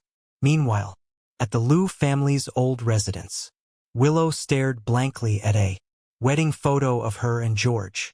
Even though it had been 3 years since their divorce, she still couldn't forget him. She had used every resource at her disposal to try and find any trace of George, but had come up empty-handed. This wedding photo, which she had retrieved from the trash, was the only reminder she had left of him. In the picture, Willow stood far from George, but he was smiling broadly.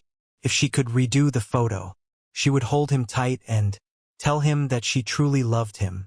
But after all the time that had passed, she realized it was George's kindness that she couldn't forget. First, she thought George had just been a comfort after leaving Makoto, believing she was in love with him. But when George left, Willow found herself unable to adapt to life without him. Only then did she realize that what she had felt was true love. But with Makoto between them, Willow had ignored her own heart and refused to admit that she had fallen in love with George. Now that George was no longer by her side, she knew she had taken him for granted, and she regretted not cherishing him sooner. Willow drained a bottle of alcohol in one go when there was a knock on the door. "Miss Liu, will you be attending tomorrow's business forum?" In recent years, Willow had taken over her family's business while searching for any trace of George. She knew he wouldn't give up on work, and perhaps he was somewhere out there, continuing with his life. Willow also hoped that by succeeding in business, she could prove to George that she had changed and was no longer the reckless young woman she had once been. So she had started attending business forums, and this one would be no different. 2. Had seen the guest list and was startled when I saw her name. Anna, noticing my change in expression, gently said, "If you don't want to go, I can attend alone." I squeezed her hand and smiled. "It's fine," I replied. "I knew this day would come, and I have nothing to hide. I've already moved on and started a new chapter in my life. There was no need to avoid the past. I owed nothing to the Liu family, nor to Willow." The day of the forum arrived, and all the important figures from F-City attended. Willow was among them, gracefully mingling with the elites, holding a glass of wine and chatting with various business people.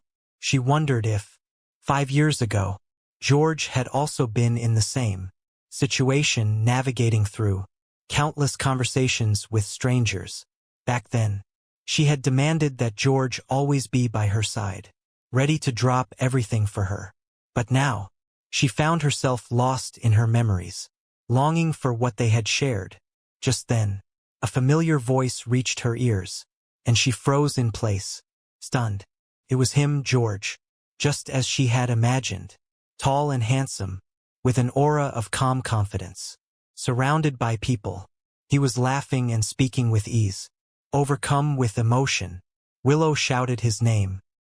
In the middle of a conversation, heard her voice, and before I could react, someone collided into me. Willow rushed to embrace me, tears in her eyes. "George, I knew you couldn't leave me." I tried to pull away, but Anna was quicker. She shoved Willow off me, her tone firm. Please respect yourself, miss. Our old friends quickly gathered around. Frowning. Willow, what are you doing? You're divorced. Why are you still calling him husband? I straightened my wrinkled clothes with a look of disdain. Anna, my fiancée, was already angry at Willow's behavior, but she knew not to escalate things in such a public setting. Let's go to the cafe downstairs, she suggested. Willow nodded, and we walked away, leaving the crowd behind. At the cafe, Willow's heart was in turmoil. She watched me, her every thought filled with regret. I had once never looked at another woman when I was with her, but now, I barely spared her a glance. Willow finally spoke, her voice trembling. George, why did you divorce me? I was taken aback by her question but calmly responded.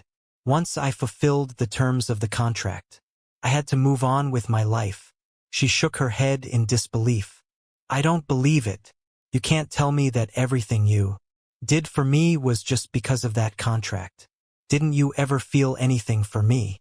Her body trembled as she spoke, desperate for an answer, but afraid of hearing the truth. I met her gaze steadily. No, I never had feelings for you, I continued. When the contract was signed, our relationship was a business arrangement, a bond for family interests. I made sure to remind myself that this was merely a contract. By the time it was signed, I was already prepared for the divorce. Honestly, I had once viewed Willow through rose-colored glasses. She had been the lively, innocent girl from my youth, and I was young too, without much experience in love.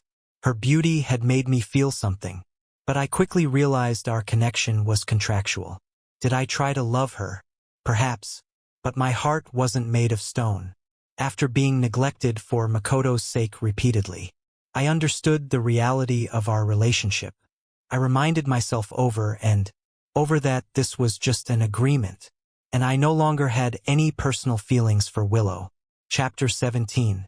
After 5 years of living together, I could hardly bring myself to hate Willow anymore. By the end, all I felt was relief, a sense of freedom. Hearing me say this, Willow's face drained of color. I said, Willow, I'll say it one last time. I never loved you, whether 5 years ago or now. There is no possibility for us to ever be together again. Moreover, I already have a fiancé, and I'm very happy now. I hope you won't disturb us. I laid it out plainly. I wasn't concerned with how Willow would react. I just wanted to put an end to this, get back to the party, and deal with work. Willow stood frozen, and Anna and I walked away without a second glance. By the time Willow came to her senses, we had already gone far, and the coffee on the table had long gone cold. The forum proceeded smoothly. I was the star of the event, with many local business tycoons trying to please me. In the evening, I couldn't refuse and attended a banquet. After the meal, the waiter brought in a basket of flowers. She said, Mr. Wong, these flowers are from Miss Willow, to celebrate your return to the country. I gave it a cursory glance and instructed my assistant to return them. Please tell Miss Liu that I only accept flowers from my wife. I won't accept any others. I looked at the lilies in the basket and couldn't help but laugh. Willow must have gotten it wrong. The lilies were Makoto's favorite flowers, while I only liked irises. The tycoons in the room were sharp, and upon seeing my sour expression, the atmosphere suddenly became awkward. The waiter, unable to make up her mind, hesitated before being dragged away by the others. But that didn't stop Willow.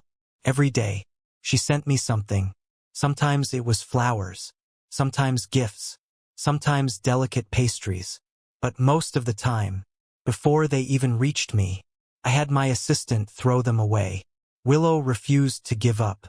Finally, she stopped me on my way home from work. She asked, "Why won't you accept anything I send? Do you really hate me that much?" I sneered.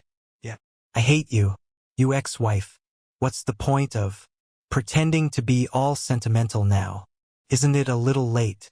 Back then, you didn't want me around. Because I was in your way with Makoto. Now we're divorced. Why don't you go chase your dreams and leave me alone? Willow's eyes turned red. Her voice choked. She subconsciously panicked. She said, "No, George, I never agreed to the divorce. And after you left, I realized I didn't love Makoto. I really loved you. For Makoto. I was just enamored with his idol image, forgetting who I truly loved. Now I realize I was wrong. George, if I apologize, can we start over?" Start over. I laughed bitterly. The sweet memories Willow had were painful ones for me. Ones I didn't want to revisit. I never wanted to go back to the past. So, I coldly pushed Willow away. I said, "You think you can't live without me, but really, you're just lonely and miss having someone cater to your every whim. You don't even understand what love is. You, as a spoiled heiress, still can't figure out your life. You can't distinguish between love and infatuation. You don't deserve anyone's love." My words were blunt. Willow's face went deathly pale. As the Liu family's eldest daughter, she was used to having people listen to her, and rarely had anyone seen her like this, defeated. But I didn't care. This was how I truly felt. I didn't linger. I walked past her and got into the car. I decided to take Anna to the Liu family's house to visit my ex-mother-in-law. Although Liu's mother had me sign the contract with ulterior motives, she had been kind to me over the years. She hadn't made things difficult for me, and had helped the Wang family with business matters. So out of respect and decency, I felt I should visit her. At the time, Liu's mother had come up with this idea to help Willow get back on her feet. But honestly, it was like trying to cure poison with poison. Liu's mother had indulged Willow too much, never teaching her how to treat others equally or how to value love and relationships. Back then, because of the Liu family's power, I had no choice but to sign the contract. As an outsider, there was nothing I could change. I sacrificed 5 years for Liu's mother's wishes. But now, I had grown into someone of influence. I had found my true love. I couldn't compromise anymore. I wouldn't sacrifice myself for others. Liu's mother watched the mature man before her and felt an immense regret. A man like George, steady and reliable, was hard to find, especially one who was a perfect match for the Liu family in both power and success. If Willow had awakened and stayed with George instead of stubbornly chasing after Makoto, the Liu family would have had such a successful son-in-law. Liu's mother thought this to herself. Now, if I were willing to marry into the Liu family and start over with Willow, it would be a very good choice. They would all support it. But after hearing Liu's mother's words, I rejected them outright. I said, "Madam, when the Wang family came back to expand their business, you helped us a lot. These gifts are a token of my appreciation. Please accept them. But as for the rest, I'm afraid I can't help you. Please don't make things difficult for me." I was no longer the young, naive man I used to be. Now, I held power, rising in the business world. I no longer had to grovel. When speaking to Liu's mother, she was taken aback at first, then could only sip her tea, swallowing the words she had intended to say. Just as Anna and I were leaving the Liu family's house, we ran into a drunken Willow. She asked, "George, are you here specifically to see me?" Willow's eyes widened in surprise, her voice full of hope. Chapter 18. I looked down at her and explained calmly, "That's not it. It's just that your mother still expects me to abandon my own life and take care of you again, thinking I'm some young fool who's easy to push around. Well, I think she's mistaken." Willow's breath hitched as she suddenly remembered the agreement from 5 years ago. All the things I had done for her, all the patience I had shown, were based on sacrificing my dignity and my career. The challenges Willow posed to me, most people wouldn't have been able to bear, but I endured it for 5 whole years, patiently staying by her side until her mood improved. One can only imagine how difficult those days had been for me. Willow was overcome with guilt, her nose tingling, and she lowered her head, tears falling. She choked up. "I'm sorry, George. I just—" She knew there was nothing more to say that could fix things. Before she could finish, I took Anna's hand and walked away. Maybe the conversation from last time finally made Willow give up. She didn't try to disturb Anna and me anymore. It wasn't until a gathering in the industry that I took Anna along to introduce her to some of my friends. But soon after we arrived, an unexpected scene unfolded. "George, what are you doing here?" A sharp voice interrupted my conversation. I turned around and saw Maria, her face full of anger. Turned out that Willow had targeted Maria, leading her to lose her job. And now she was working as a waitress, serving drinks at this banquet. Maria looked at me, laughing and chatting with others, and her eyes were filled with resentment. She blamed me for changing her life. My sudden disappearance had angered Willow and led to everything that happened to her. Thinking about all the hardships she had faced in these years, Maria's anger boiled over, and she picked up a steak knife from a nearby plate and charged at me. "You don't get to be happy if I'm not." I instinctively tried to dodge, but in my peripheral vision, I saw Anna hadn't reacted yet. A warning went off in my head, and I immediately turned, wrapping my arms around Anna. In the blink of an eye, I felt a stab in my back, but before I could process the pain, the security guards reacted quickly, subduing Maria and taking the knife from her hands. Blood soaked through my dark suit, but I endured the pain and checked to make sure Anna wasn't injured. Only then did I breathe a sigh of relief. Willow rushed over, and the event organizer soon arrived. Furious upon seeing one of their invited guests injured, he gritted his teeth and said, "Miss Liu, your friend really has the best manners. I remember at the banquet before Mr. Wang went abroad, Maria made things difficult for him in public. And now she causes this again. What exactly are you trying to do?"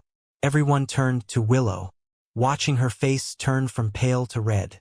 I kept my composure, my eyes filled with sarcasm. Maria, seizing the moment, began to make a scene. "It's all your fault.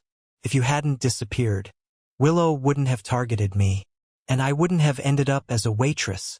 First, Maria had been trying to suck up to Willow. The little that Willow gave her each month had been enough for her to live on, not to mention the bigger circles she got to experience through Willow, being friends with rich young ladies, hoping one day to live a life of a high society lady. But now, she was left with only $3,000 a month, barely enough to pay the rent, and everything else was gone. I mocked. "How laughable. You helped Willow bully me, humiliated me, and now when things go wrong, you push all the blame onto me. What do you think you are?" My voice carried weight. Maria finally realized that the man in front of her was no longer the powerless clerk she had once known. She cursed. "You're nothing but a dog. Now that you're someone important, don't forget. You were still under our heels back then." Willow bit her lip. "Shut up." With a loud slap, Willow struck Maria across the face. Maria shouted, "Willow, I stood up for you, and you're doing this to me. George may be successful now, but he's still nothing compared to Makoto. He doesn't deserve you. Don't let him fool you." Maria's words were filled with bitterness and pain, but Willow frowned. She quickly covered Maria's mouth, warning her to be quiet. Then, she glanced at the security guards and ordered, "This madwoman is just rambling. Are you all just going to stand there? Take her away." Willow then crouched beside me and said, "George, are you all right? I'll have someone take you to the hospital." Chapter 19. I really didn't expect her to come. "And," I said, "Willow, I won't forget what happened today." With a stern expression, I interrupted her. "Maria wasn't really targeting me, right? And the world is so small, how did she, a familiar face, manage to get in here? Didn't you have a hand in this? You should be thankful that my fiancé wasn't hurt, or you'd be in big trouble." I added, my words firm. Everyone in the room understood the implication. Today's entire incident was orchestrated by Willow, and her goal was Anna. It was almost chilling to think someone could be so ruthless. Lou's mother turned pale and said, "George, we'll make sure to address what happened today. Whatever the cost. The Liu family will compensate you." I ignored her and took Anna to the hospital. Later that night, the Liu family villa was far from peaceful. Maria lay on the floor, bruised and battered, her skin torn from the beating, her eyes empty and lifeless. Willow was gasping for breath, her own exhaustion evident. Liu's mother paced nervously, saying, "What's the point of hitting her? Do you think the Wang family is someone we can afford to offend?" The Wang family was at its peak, while the Liu family, with no one to take over the business, was on a steep decline. Liu's father arrived home, furious. Without a word, he slapped Willow across the face. "I raised a useless child like you. You are a disgrace to the Liu family." He glanced at Maria on the floor and ordered, "Get her out of here, and make sure she disappears from F-City. We can't afford any more trouble with Wang. This can never happen again." Willow tried to intervene. "Dad, even if Maria was wrong, you can't just treat her like this." Liu's father, clearly disappointed with his daughter's lack of understanding, sighed deeply. "For years, the Liu family has been prominent. And now, I see it's all going to be ruined by you. All you think about is love and men. You've become useless." He turned to Liu's mother. "And you spoiled her. Now look at the mess she's made. If you don't start disciplining her, who knows what kind of trouble she'll cause next." His anger was palpable as he warned, "If this continues, I'll disown you. Everything will go to your brother." Willow, stunned, stood frozen in place as Liu's father's harsh words sank in. "Get out. The Liu family doesn't want you anymore." Willow and her mother, pale and speechless, collapsed onto the ground, unable to process the situation. The news of the Liu family's downfall spread quickly in their social circle. Everyone could see that George had taken decisive action against them, and Willow's reckless behavior had cost her dearly. A week later, the Liu family's stock crashed, and they faced the risk of bankruptcy. This was just the beginning of George's subtle yet effective retaliation.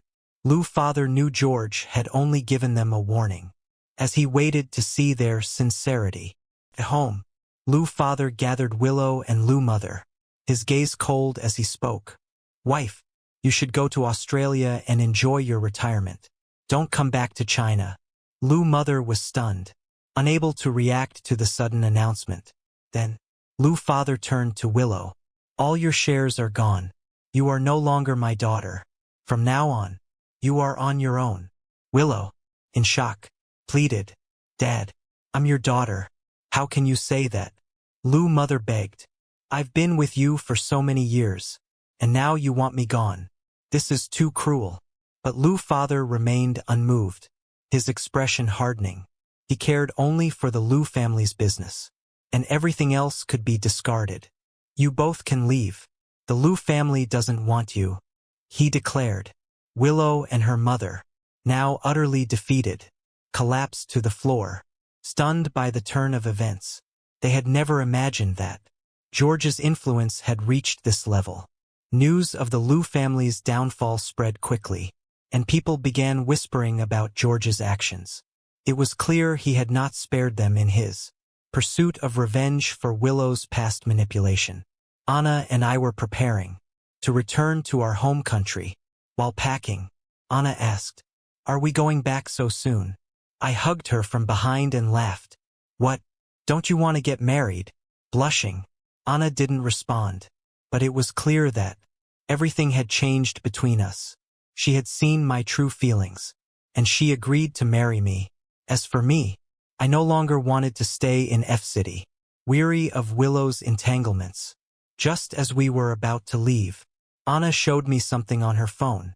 She said, "Do you remember the star, Makoto?" I paused.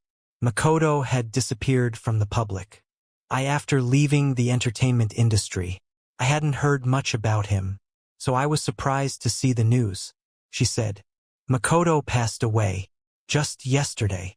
I read the headline in shock. Makoto died at home yesterday due to family dispute. Apparently, he had argued with his wife, who, in a heated moment, had pushed him down the stairs, causing his accidental death. It was a bitter reminder that the past, particularly Willow's obsession with Makoto, had led to irreversible consequences. Had it not been for Willow's pursuit of Makoto, this tragedy might never have happened. As Anna and I prepared to leave, friends organized a farewell party for us.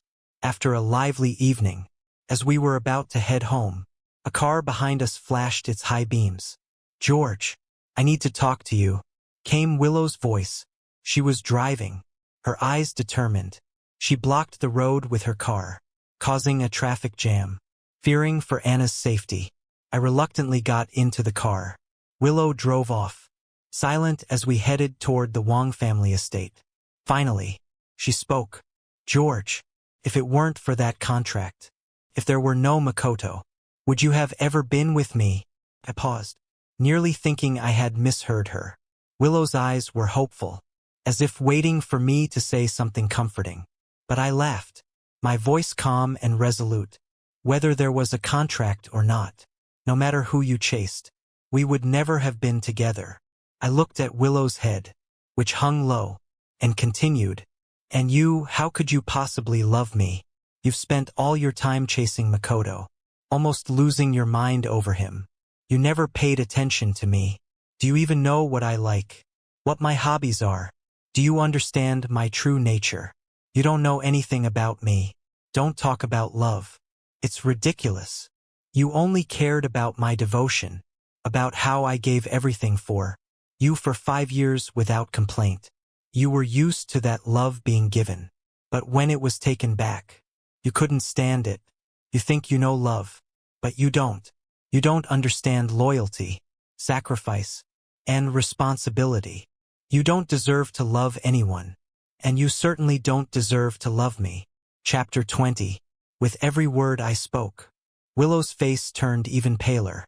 If only she had a little bit of heart, these 5 years wouldn't have been filled with so much disappointment, and I wouldn't have completely given up on her. She wouldn't have cheated during our marriage, repeatedly running to others, causing a family to fall apart because of her actions. I said, I have my own life now, and someone I love. Please, don't bother me anymore. I said it all in one breath, leaving Willow standing there, stunned. It was as though all the energy had been drained from her. Tears streamed down her face, her heart breaking into pieces. Willow stared at me as I walked away, knowing she had lost all chances, with no reason to keep me. But at that moment, a blinding light suddenly flashed, and I instinctively covered my eyes. Then came Willow's scream and the screeching of car brakes. George! By the time I reacted, I saw Willow lying in a pool of blood, her face expressionless, and Maria, looking like she had lost all sense of herself. Turned out that Maria, in a state of complete despair, after running away from the Liu family, had tried to seek revenge on me. That was the reason behind tonight's incident. She hated me for changing her fate and causing the Liu family to want her eliminated. Maria wanted me dead, wanted me to pay with my life. But just as things were about to take a tragic turn, Willow had shoved me aside. I fell to the ground, scraping only a little skin. But Willow was hit full force, falling hard to the ground and losing consciousness. I quickly called the police, but it was too late. Willow's injuries were severe, and she was rushed to the hospital, where she slipped into a coma. After a whole day of emergency treatment, the doctors managed to stabilize her condition, but they said she would be dependent on machines for the rest of her life, confined to a hospital bed forever. Maria was immediately arrested for intentional harm and thrown into prison. The Liu family had connections, so it was certain that she would face severe punishment. After the incident, Anna and I rushed to the hospital, looking at Willow, barely recognizable, My emotions were complex and conflicted. We had nothing to do with each other anymore. So why had she risked her life to save me? Had she completely given up on her own life? I sighed and didn't want to dwell on it. Perhaps it was because Willow had lived as a pampered lady for her entire life, thinking all she needed was to receive love without having to give anything in return. But in that moment, something I said in the car changed her. She reached out for me, and that act of redemption was far too late. What use was love that came too late? But still, she had been hurt for my sake. So I changed our flight tickets and waited patiently for Willow to wake up. A week later, Willow regained consciousness, upon learning that she would never be able to walk again and that it was Maria who had hit her with the car. Willow didn't show much of a reaction. She simply looked at me with tears in her eyes but remained silent for a long time. She glanced at the bouquet of irises at the bedside and smiled peacefully. We had been together for 5 years. Whenever I was upset, Willow would casually give me a bouquet of lilies to comfort me, and I would immediately calm down. So, Willow always thought I liked lilies. But after our divorce, when she became obsessed with me, she visited every place I used to go. Only then did she learn that I was actually allergic to lilies. I didn't love lilies. Makoto did. But because they were from Willow, I smiled and accepted them. Later, Willow found out that I liked irises. But after 5 years together, she hadn't known. It was like the wrong flowers. Our entire 5-year marriage was a series of mistakes. She had never really cared about me, just like the flowers she gave at the wrong time. It was in the wrong place with the right person. No matter what others did, Willow had already lost me, because she never took me seriously. Willow looked at the man before her, and remembered that day on the yacht, when I had knelt on broken glass and proposed to her.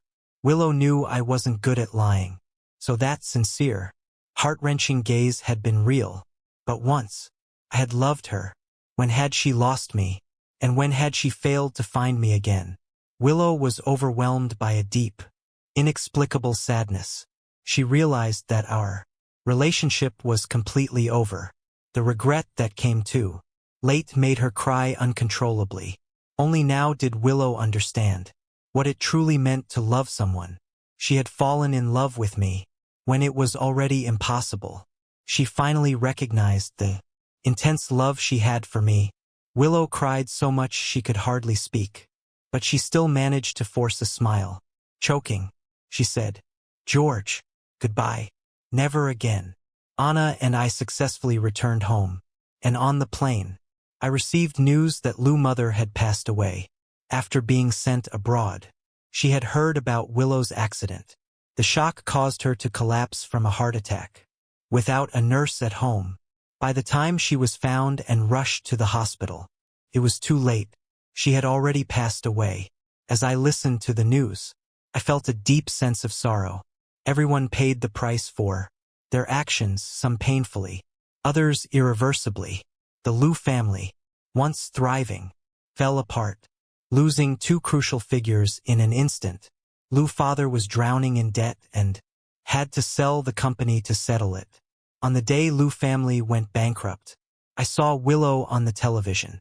She was sitting in a wheelchair, wearing mourning clothes, clutching a white flower wreath. Her eyes were hollow, void of any expression. People came up to her to offer their condolences, but Willow seemed deaf to it, sitting still, until the coffin was lifted away. Then, she screamed in agony, crying almost to the point of fainting. She wailed, "Mom, you're the only one who ever truly loved me. Now both you and George are gone. What will I do?" Willow's sobs were so heartbreaking that she eventually fainted. I turned off the television. The once cherished daughter of the Lou family had become disabled, and her mother had tragically passed away. The once prosperous Lou family had collapsed so suddenly. Everyone felt sorry for it, and I was no exception. But karma had come for them, and I had no words to offer. As planned, Anna and I held our wedding, surrounded by the love and blessings of our family and friends. We kissed each other happily.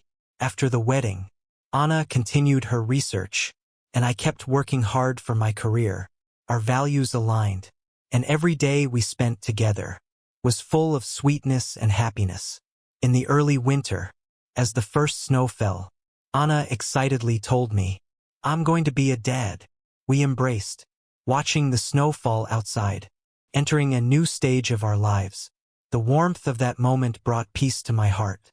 Just then, I received a call from a friend in China. He said, "Willow is dead. She took her own life in the hospital. She left a letter for you. Do you want to see it?" I looked at Anna, who was cooking, and shook my head. "No, burn it. There's no such thing as a pill for regret, and no second chances." Willow's life was hers to choose, and I had no right to interfere. One thing I knew, life moves forward. After our divorce, we were strangers. Why would I read the letter of a stranger? I had no desire to look back, and I certainly didn't want to accept her late affection. The snow stopped. I hung up the phone and walked back home. I hugged Anna from behind, resting my hand on her stomach, feeling the growth of life. "We will be happier every day," I said, my voice firm. I kissed Anna, and with that, I believed that after the storm, a clear sky was waiting for me.